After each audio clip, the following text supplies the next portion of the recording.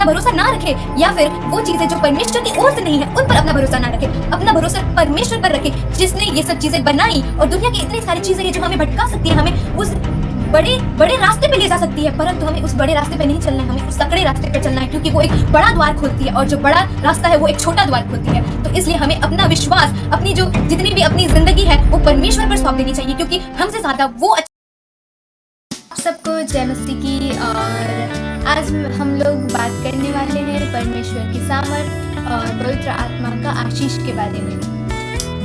तो ये सब हम लोग डिस्कशन करने से पहले आइए हम लोग छोटी सी प्रार्थना करते हैं, ताकि हम लोग परमेश्वर के छाये में रहे और उनके जो भी बाइबल वचन है हम लोग उन सबको समझ पाए। आइए हम लोग प्रार्थना करते हैं।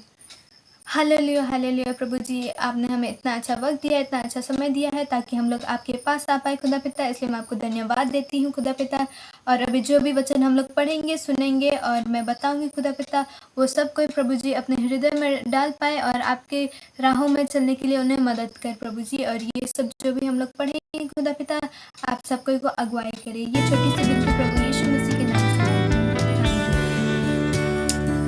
तो सबसे पहले हम लोग जानेंगे कि परमेश्वर का जो आराधना हम लोग करते हैं वो हम लोग क्यों करते हैं। परमेश्वर का आराधना हम लोग करते हैं क्योंकि परमेश्वर ने हमें बनाया है, और अगर परमेश्वर ने हमें बनाया है तो किसी मकसद से ही बनाया होगा हम लोगों को परमेश्वर ने।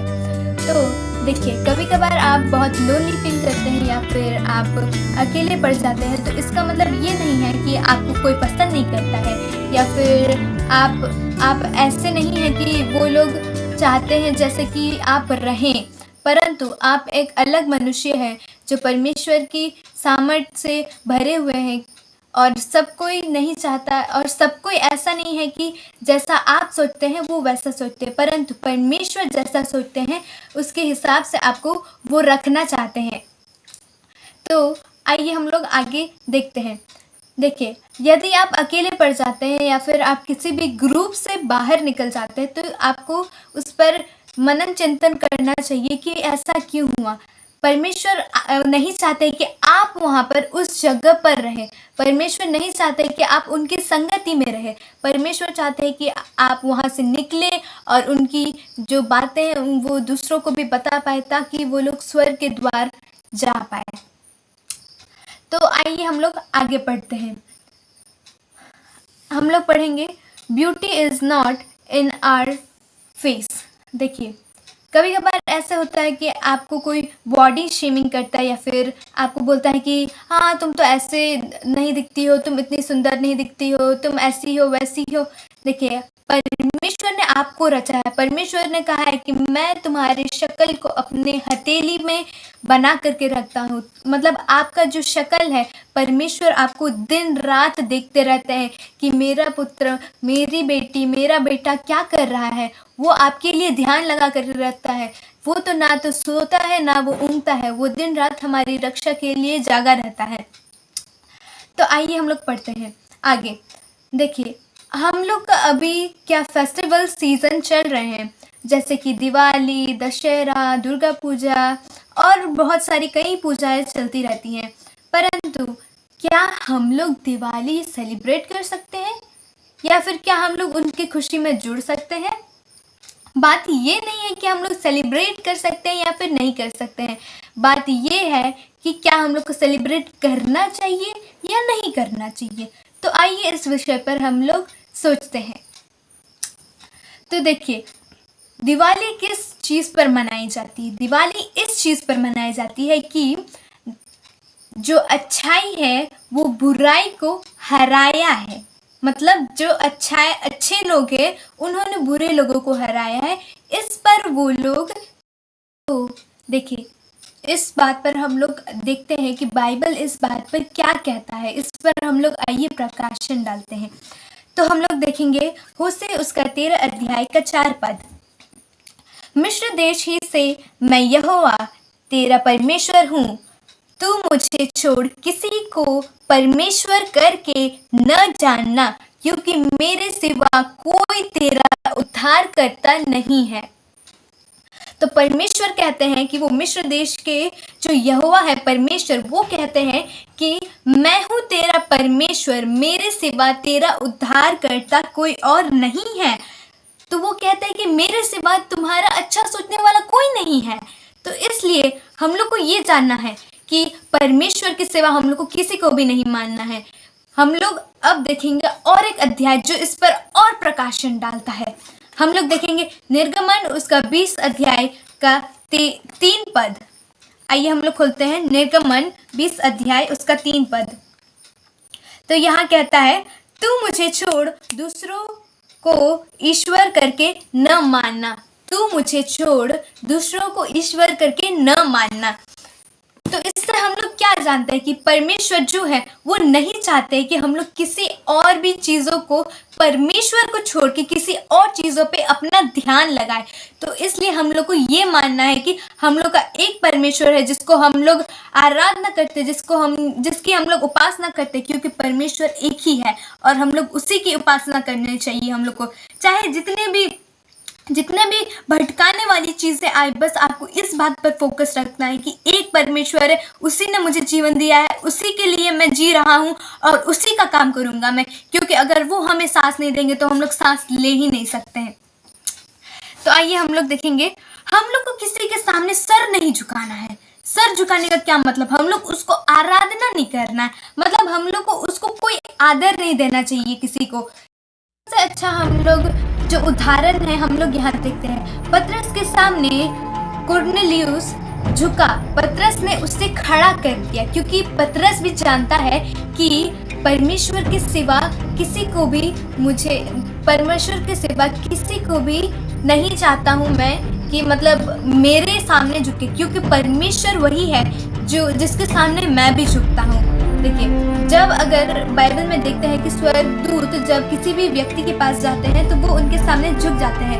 तो जैसे कि स्वर्गदूत के सामने यूहन्ना झुक गया, स्वर्गदूत ने उसे खड़ा कर कहा, यह न कर, मैं भी उसी परमेश्वर की आज्ञाओं को मानता हूँ। तो वो दूत भी जानता है कि इसे मेरे सामने नहीं झुकना चाहिए, क्योंकि परमेश्वर की आज्ञा वो भी मानता है। तो वो परमेश्वर नहीं है, वो जो स्वर्गदूत रहते थे वो कभी भी नहीं बोलते थे कि आपको आशीष हो, आप ये करने वाले, आप वो करने वाले, वो कभी नहीं बोलते थे। वो आते थे, जो मैसेज उनका था वो देते थे, और वो पतरस को उसने कहा, यूहन्ना को उन्होंने कहा कि मेरे सामने न झुक, क्योंकि परमेश्वर की आज्ञा मैं भी मानता हूँ। और अब हम लोग देखेंगे पवित्र आत्मा की सामर्थ, पवित्र आत्मा का जो ताकत है वो हम लोग देखेंगे। ठीक है, सारा पवित्र आत्मा की सामर्थ से गर्भवती हुई। तो जो सारा थी वो पवित्र आत्मा की सामर्थ से गर्भवती हुई, और किसी की सामर्थ से नहीं। अगर पवित्र आत्मा नहीं होता, परमेश्वर की सामर्थ नहीं होती, तो वो गर्भवती नहीं हो पाती। वो अगर वो परमेश्वर को अपना उद्धार करता, अपना परमेश्वर मान करके नहीं रखती, तो वो गर्भवती कैसे हो पाती? लाल समुद्र को परमेश्वर की सामर्थ, पवित्र आत्मा की ताकत से अलग किया गया। जब मूसा लोग जा रहे थे तो लाल समुद्र को कैसे अलग किया गया? परमेश्वर की जो ताकत है वो उस जगह पर उंडेली गई, ताकि वो लाल समुद्र 2 भाग हो पाए। और एक तो देखेंगे, शेरों का मुंह परमेश्वर ने कैसे बंद किया। शेरों का मुंह जो जिसको डाला गया था उसके अंदर, तो उसने प्रार्थना किया परमेश्वर से, खुदा पिता मैं आपके रास्तों पर चलता हूँ, खुदा पिता आप जानते हैं कि मैं क्या कर रहा हूँ। और उसके जो जितना वो भरोसा करता था खुदा पर, जितना उसका फेथ था परमेश्वर पर, वो रंग लाई। खुदा पिता जानता है कि ये मेरा पुत्र है और मैं इससे कुछ नहीं होने दूंगा। तो जो शेर थे वो एक साइड में जाकर के बैठ गए, क्योंकि वो भी जानते थे कि ये एक ऐसा मनुष्य है जो खुदा को मानता है, खुदा से डरता है। और लाजर को परमेश्वर ने लाजर को कैसे जिलाया? वो भी पवित्र आत्मा की ताकत से, परमेश्वर की ताकत से, उनकी सामर्थ से वो भी जिंदा हुआ। परमेश्वर ने कहा कि उठ जा, और वो उठ करके बाहर आया, क्योंकि वो बोला। वो आप जैसे कि अगर वो मेरी डिक्लेरेशन की वाली वीडियो जा करके देखेंगे तो आपको पता चलेगा कि डिक्लेरेशन में कितनी ताकत होती है, घोषणा में कितनी ताकत होती है। और अगर आप भी घोषणा करेंगे तो आपका जीवन परमेश्वर सफल करने जा रहे हैं, क्योंकि अगर हम लोग जो बोलेंगे वही होता है, क्योंकि हमारे जीभ में ही जीवन और मृत्यु की ताकत। पौलुस कहता है कुरिन्थियों की किताब के अंदर, तुम्हारा भरोसा मनुष्य पर नहीं परंतु परमेश्वर की सामर्थ पर हो। तो दुनिया में जितनी भी चीजें हैं जो परमेश्वर ने सृष्टि की है उन पर अपना भरोसा ना रखे, या फिर वो चीजें जो परमेश्वर की ओर से नहीं है उन पर अपना भरोसा ना रखे। अपना भरोसा परमेश्वर पर रखे जिसने ये सब चीजें बनाई। और दुनिया की इतनी सारी चीजें हैं जो हमें भटका सकती है, हमें उस बड़े रास्ते पे ले जा सकती है, परंतु हमें उस बड़े रास्ते पे नहीं चलना है, हमें उस सकड़े रास्ते पर चलना है, क्योंकि वो एक बड़ा द्वार खोलती है और जो बड़ा रास्ता है वो एक छोटा द्वार खोलती है। तो इसलिए हमें अपना विश्वास, अपनी जो जितनी भी अपनी जिंदगी है वो परमेश्वर पर सौंप देनी चाहिए, क्योंकि हमसे ज्यादा वो अच्छा हम लोग का लाइफ प्लान कर सकते हैं। हम लोग जितना सोच सकते हैं वो उससे बढ़कर सोच सकते हैं, क्योंकि परमेश्वर इस धरती पर कोई भी ऐसी चीज नहीं भेजते हैं जिसका कोई पर्पस ना हो, जिसका कोई उद्देश्य ना हो।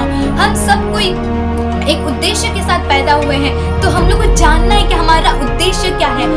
और यही सब वचन है जो परमेश्वर ने मेरे मन में डाली, और मैं आज आपको बताना चाहती हूँ ये सब वचन कि परमेश्वर आपसे कितना प्रेम करते हैं।